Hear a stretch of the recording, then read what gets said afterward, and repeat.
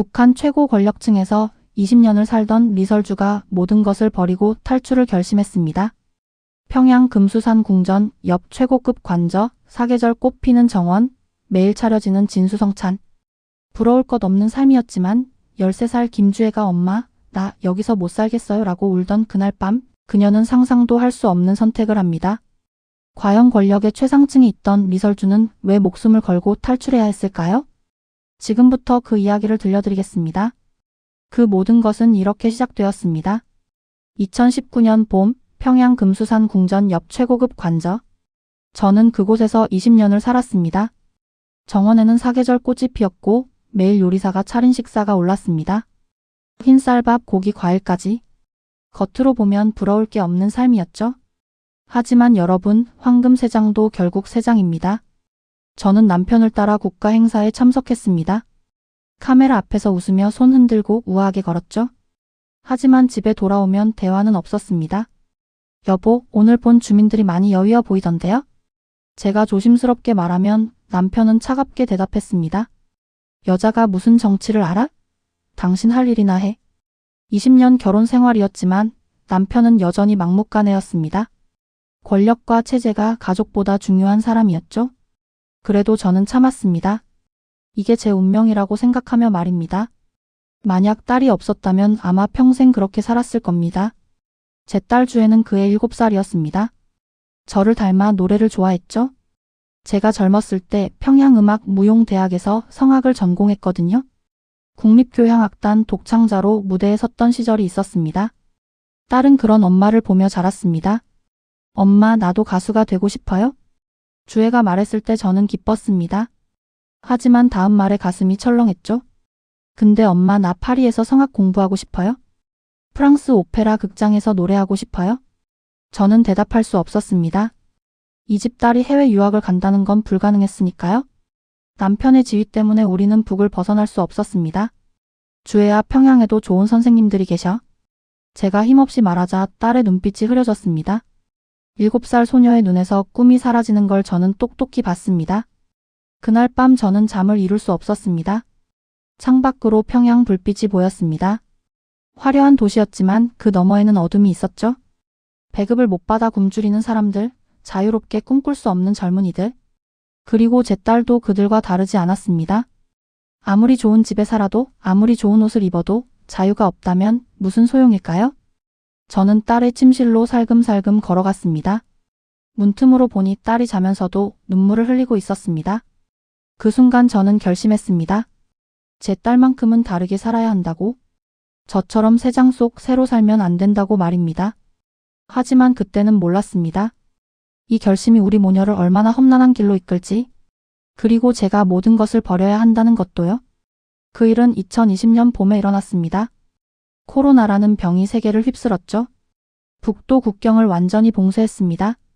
중국과의 거래도 끊기고 모든 게 멈춰버렸습니다. 저는 남편을 따라 지방 현지 지도에 나갔습니다. 함경남도 어느 마을이었죠? 차에서 내리는 순간 충격을 받았습니다. 환영 나온 주민들의 얼굴이 너무 여위어 있었거든요. 뼈만 앙상한 아이들이 손을 흔들고 있었습니다. 만세, 만세. 그들은 외쳤지만 눈빛은 죽어 있었습니다. 저는 가슴이 무너지는 것 같았습니다. 저녁에 숙소로 돌아와 남편에게 말했습니다. 여보, 주민들이 너무 굶주리고 있어요. 뭔가 해야 하지 않을까요? 남편은 담배를 피우며 차갑게 말했습니다. 여자가 나라 일에 나서? 닥쳐. 당신은 웃기만 하면 돼. 하지만 아이들이. 됐어. 저것들이 굶어 죽든 말든 우리랑 무슨 상관이야? 우리만 잘 살면 되는 거야? 그 말을 들은 순간 저는 온몸이 얼어붙었습니다. 이 사람이 제 남편이 맞나 싶었죠? 아니, 원래 이런 사람이었습니다. 저만 모른 척하며 살았던 겁니다. 평양으로 돌아온 뒤 딸 주애가 달라졌습니다. 그 현지 지도의 딸도 따라갔었거든요. 8살 아이가 그 참혹한 현실을 봐버린 겁니다. 엄마? 어느 날 저녁 딸이 밥상 앞에 앉아 눈물을 흘렸습니다. 엄마, 나 이 밥 먹을 자격이 없어요? 저 아이들은 굶고 있는데. 주애야, 우리는 왜 이렇게 살아요? 이게 맞는 거예요? 딸은 그날부터 밥을 거의 먹지 않았습니다. 하루 한 끼도 제대로 안 먹었죠. 몸무게가 눈에 띄게 줄었습니다. 제가 아무리 달래도 소용없었습니다. 엄마, 나 여기서 못 살겠어요? 숨이 막혀요? 딸이 울면서 말했습니다. 8살 아이가 우울증에 걸려가고 있었습니다. 저는 남편에게 또 애원했습니다. 여보, 주애가 아파요? 해외에서 치료라도? 치료? 무슨 치료? 정신 차리라고 해. 그럼 잠깐이라도 중국에? 안 돼. 절대 안 돼. 이 집 식구가 밖으로 나가면 안 된다고? 남편은 고집불통이었습니다. 딸이 아픈데도, 딸이 죽어가는데도 체제만 생각했습니다. 그날 밤 저는 딸의 방에 들어갔습니다. 딸은 베개를 안고 울고 있었습니다. 엄마? 우리 여기서 나갈 수 없어요? 8살 딸의 눈이 저를 똑바로 보았습니다. 그 눈에는 간절함이 가득했습니다. 주애야? 엄마, 나 다른 세상에서 살고 싶어요? 자유롭게 노래하고 싶어요? 굶주리는 사람들 없는 곳에서. 저는 딸을 꼭 안았습니다. 그리고 마음속으로 결심했습니다. 이 아이를 살려야 한다고? 아니, 이 아이를 이곳에서 꺼내야 한다고 말입니다. 2020년 가을이 왔습니다. 딸의 상태는 더 나빠졌습니다. 몸무게가 10kg 넘게 빠졌고 밤마다 악몽에 시달렸습니다. 병원에서는 우울증이라고 했지만 북에서 할 수 있는 치료는 한계가 있었습니다. 저는 남편에게 마지막으로 부탁했습니다. 무릎 꿇고 빌었습니다. 여보, 제발요? 주에만이라도 밖으로 보내주세요. 스위스 병원에만 보내주세요. 또 그 소리야? 남편은 짜증을 냈습니다. 주애가 죽어가고 있어요? 죽긴 뭘 죽어? 약한 소리 하지 마. 이 나라에서 최고 대우 받으면서 무슨 불만이야? 대우가 중요한 게 아니라 딸이 아프다고요? 제가 소리를 지르자 남편이 벌떡 일어났습니다. 여자가 감히 나한테 소리를 질러? 당신 분수를 알아? 분수요? 저도 한 사람인데 왜 제 말은 안 들으세요? 닥쳐. 한 번만 더 나가자는 소리 하면 당신도 가만 안 둬? 남편은 문을 쾅 닫고 나가버렸습니다. 저는 그 자리에 주저앉아 울었습니다. 그날 밤 아들이 저를 찾아왔습니다. 17살 된 제 아들이었죠. 아버지를 닮아 권력지향적이었습니다. 어머니, 아버지한테 왜 그러세요? 아들이 말했습니다. 동생이 아프잖니? 그래도 체제를 생각하셔야죠. 우리 가족이 밖으로 나간다는 건 말도 안 돼요. 동생 하나 때문에 우리 집안이 흔들릴 순 없어요. 제 아들마저 딸보다 체제가 중요하다고 했습니다. 저는 완전히 혼자였습니다. 주애는 매일 밤 제 방으로 왔습니다. 엄마, 나 여기서 못 살아요? 진짜 못 견디겠어요? 엄마, 우리 둘이서라도 나가요? 제발요? 고작 8살 된 딸의 말이었습니다. 그 말을 들은 순간 저는 깨달았습니다. 이제는 선택해야 할 때라는 걸요? 남편을 택할 것인가, 딸을 택할 것인가? 권력을 택할 것인가, 자유를 택할 것인가? 어느 날 저녁, 저는 딸과 단둘이 앉아 있었습니다. 주애야, 엄마가 너를 꼭 여기서 나가게 해줄게. 정말요? 어떻게요? 방법을 찾을 거야. 시간이 걸려도 반드시. 딸의 눈에 처음으로 희망이 보였습니다. 엄마, 고마워요. 하지만 저는 알고 있었습니다. 이 결정이 얼마나 위험한지를요? 최고 지도자의 부인이 딸과 함께 탈출한다는 건 상상도 할 수 없는 일이었습니다. 들키면 우리뿐 아니라 도와준 모든 사람이 죽을 수도 있었죠. 그래도 저는 결심했습니다. 제 딸을 살리는 게 먼저라고. 어머니로서 해야 할 일이라고 말입니다. 그날 밤부터 저는 은밀히 준비를 시작했습니다. 남편도 아들도 모르게요. 2020년 겨울부터 2021년 봄까지 저는 조심스럽게 준비했습니다. 아무도 눈치채지 못하게요. 먼저 믿을 수 있는 사람을 찾아야 했습니다. 경호원 중에 한 명이 있었습니다. 30대 초반의 젊은 사람이었는데 다른 경호원들과 달리 눈빛이 달랐죠.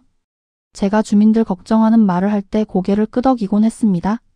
어느 날 저는 그를 조용히 불렀습니다. 동무, 잠깐 이야기 좀 할까요? 네, 부인. 가족이 있나요? 어머니가 계십니다. 어머니는 어디 계세요? 그가 잠시 망설이다가 작은 목소리로 말했습니다. 남쪽으로 가셨습니다. 제 심장이 뛰었습니다. 어머니가 탈북자라는 뜻이었습니다. 그럼 동무도? 부인, 제가 도와드리겠습니다. 그는 제 의도를 단번에 알아챘습니다. 그날부터 우리는 은밀히 계획을 세웠습니다. 돈도 준비해야 했습니다. 다행히 저는 비밀 계좌가 있었습니다. 결혼 전부터 모아둔 돈과 남편 몰래 빼돌린 달러가 있었죠. 그걸로 브로커에게 줄 돈을 마련했습니다. 경호원은 중국 쪽 브로커와 연결해 주었습니다. 위험했지만 방법이 없었습니다. 함경북도로 현지지도 가시는 척 하십시오. 거기서 제가 허술하게 경호를 서겠습니다. 들키면 당신도 괜찮습니다. 제 어머니께서도 그렇게 나가셨으니까요. 저는 그의 손을 꼭 잡았습니다. 고마웠습니다. 남편과 아들에게는 평소처럼 행동했습니다. 아무 일 없는 척 순종하는 척했죠. 남편은 제가 포기한 줄 알았습니다. 그래, 여자는 가만히 있는 게 최고야. 남편이 만족스럽게 말했습니다. 저는 그저 웃기만 했습니다. 딸에게만은 진실을 말했습니다. 주혜야, 엄마가 우리 나갈 길을 찾았어? 정말요? 어떻게요? 곧 아빠를 따라 함경북도 출장 가는 척 할 거야. 거기서 우리 둘이. 엄마? 딸이 제 품에 안겼습니다. 얼마나 오래 기다렸을까요? 근데 엄마 아빠한테 들키면 어떻게 해요? 들키면 안 되지. 그래서 조심해야 해. 오빠는요? 오빠는 모르게 가야 해, 아빠 편이니까. 딸이 슬픈 표정을 지었습니다. 가족이 이렇게 갈라서야 한다는 게 슬펐을 겁니다. 2021년 3월 마지막 가족 식사가 있었습니다. 남편과 아들이 함께였죠. 다음 주에 함경북도 현지지도 간다. 남편이 말했습니다. 저도 따라가도 될까요? 제가 조심스럽게 물었습니다. 왜? 집에나 있지. 주애가 요즘 우울해서요? 여행이라도 시키면? 그래? 그럼 따라와. 여자들이 집에만 있으면 우울하지. 남편은 허락했습니다. 제 계획대로였죠. 그날 밤 저는 딸과 마지막 점검을 했습니다. 짐은 최소한으로만 싸. 돈은 엄마가 준비했어. 엄마, 우리 정말 할 수 있을까요? 해야지. 아니, 반드시 성공할 거야. 저는 딸을 꼭 안았습니다. 그리고 속으로 남편에게 작별을 고했습니다. 여보, 미안합니다. 하지만 딸을 살리는 게 먼저입니다. 2021년 4월 21일 밤, 제 인생에서 가장 긴 밤이었습니다. 함경북도 온성에 도착한 지 이틀째였습니다. 남편은 낮에 현지 지도를 마치고 저녁엔 간부들과 술을 마셨죠. 저와 딸은 숙소에 있었습니다. 새벽 2시 약속한 시간이었습니다. 저는 딸을 깨웠습니다. 주혜야, 일어나. 조용히. 딸은 떨리는 손으로 옷을 입었습니다. 저도 마찬가지였죠. 가방 하나씩만 들었습니다. 돈과 최소한의 옷만 넣었습니다. 경호원이 복도에서 기다리고 있었습니다. 준비되셨습니까? 네. 차는 뒷문에 대기 중입니다. 다른 경호원들은 제가 술에 취하게 했습니다. 우리는 조용히 계단을 내려갔습니다. 심장이 터질 것 같았습니다. 딸의 손이 차갑게 떨렸습니다. 엄마? 쉿, 조용히. 차에 탔습니다. 경호원이 운전대를 잡았습니다. 두만강까지는 30분 거리였습니다.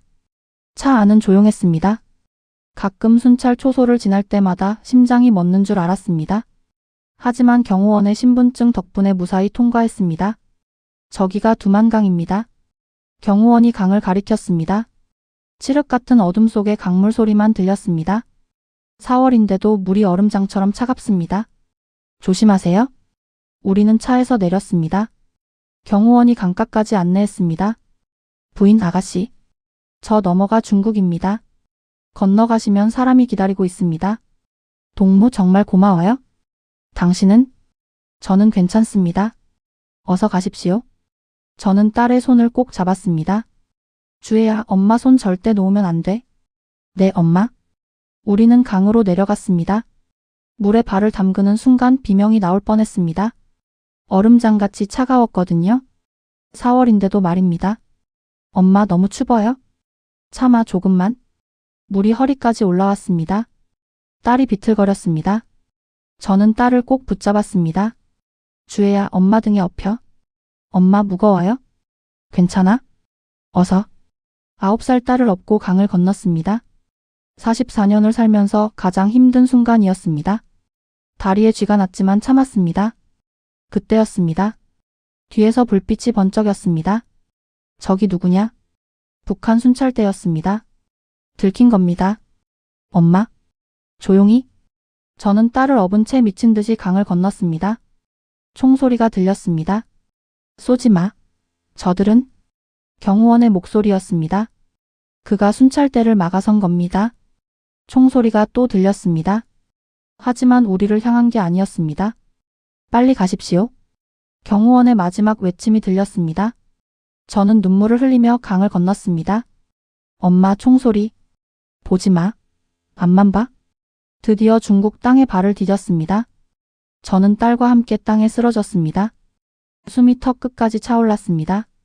뒤돌아보니 강 너머에서 불빛이 흔들렸습니다. 그리고 조용해졌습니다. 엄마? 그 아저씨. 저는 딸을 안고 울었습니다. 우리를 위해 희생한 그 경호원을 저는 평생 그를 잊지 못할 겁니다. 중국 조선족 마을, 우리는 작은 방 하나에 숨어 지냈습니다. 창문도 열 수 없었고 밖에도 나갈 수 없었습니다. 우리가 누군지 아무도 모르게 해야 합니다. 브로커가 말했습니다.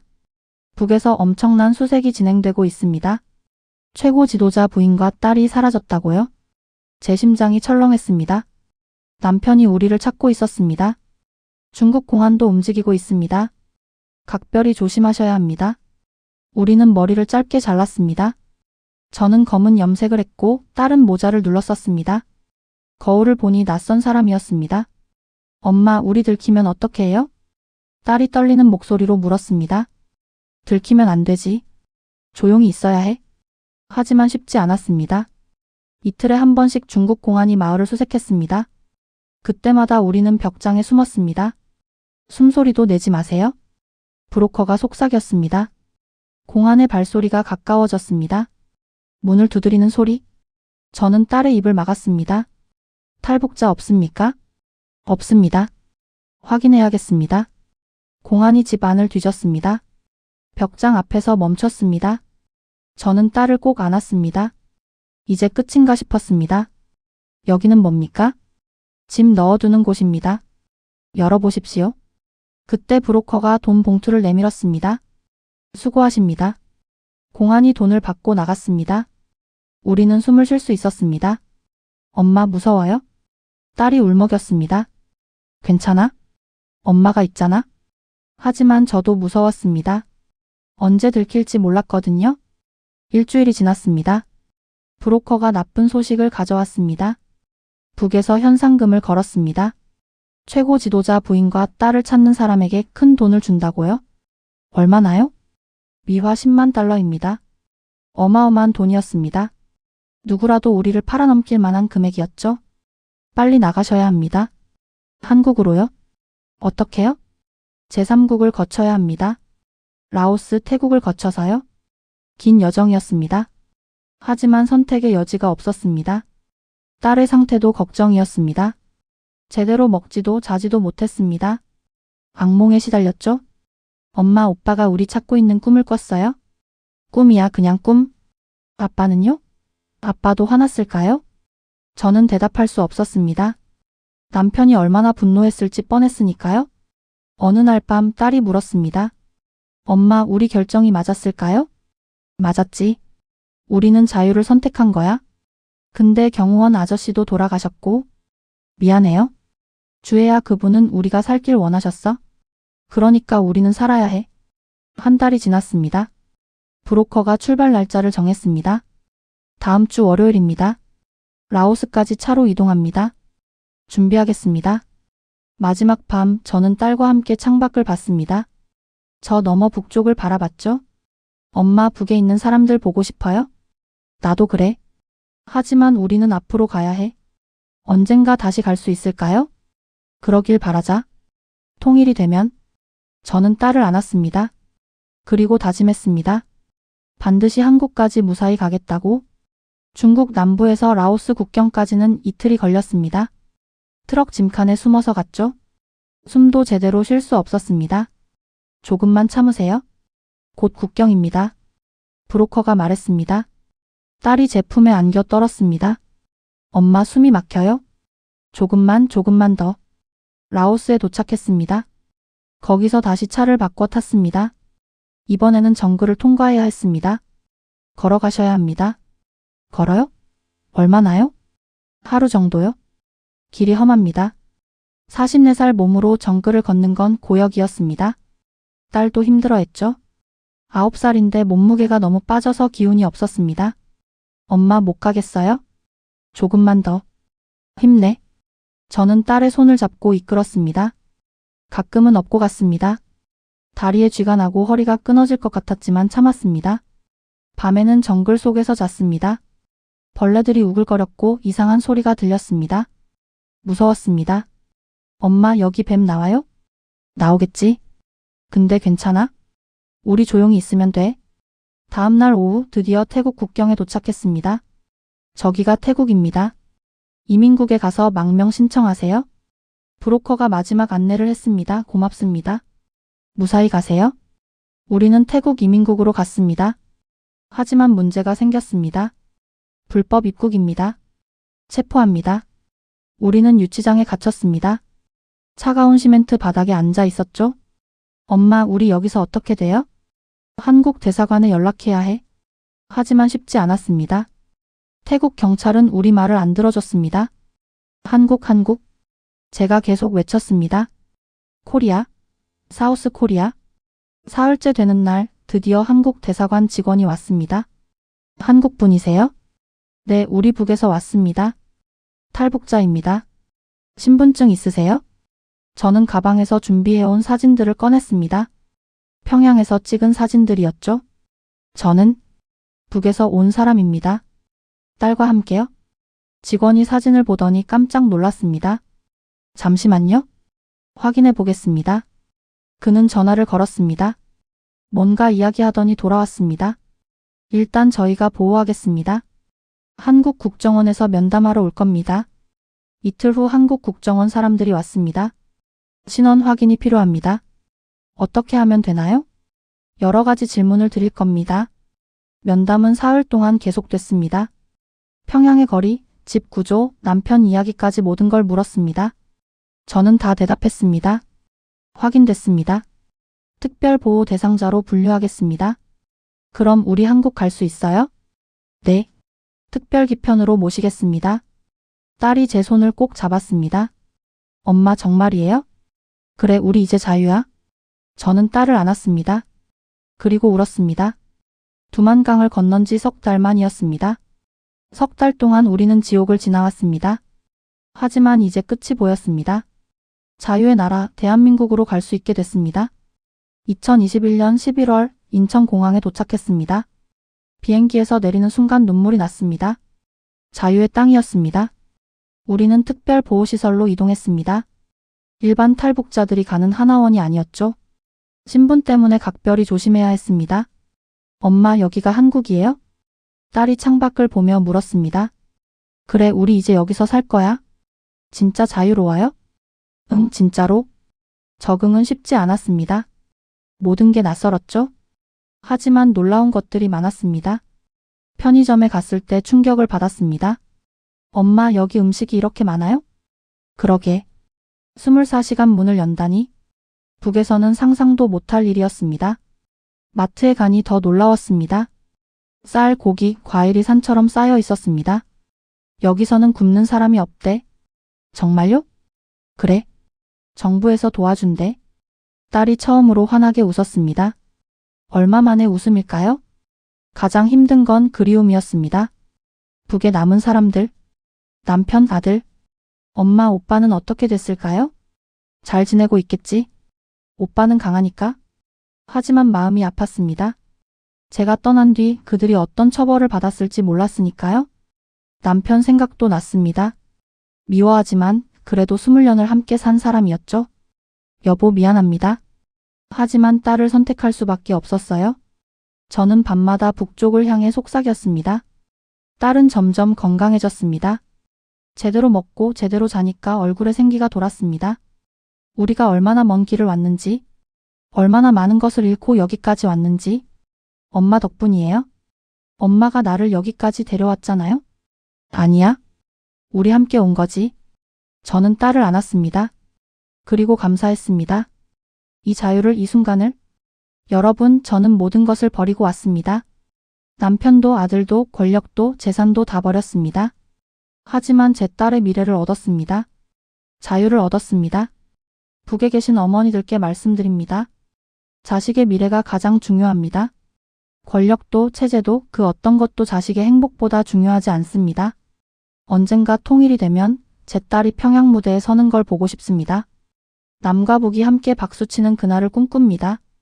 그날이 올 때까지 저는 여기서 딸과 함께 자유롭게 살겠습니다. 그것이 제가 얻은 가장 큰 선물입니다.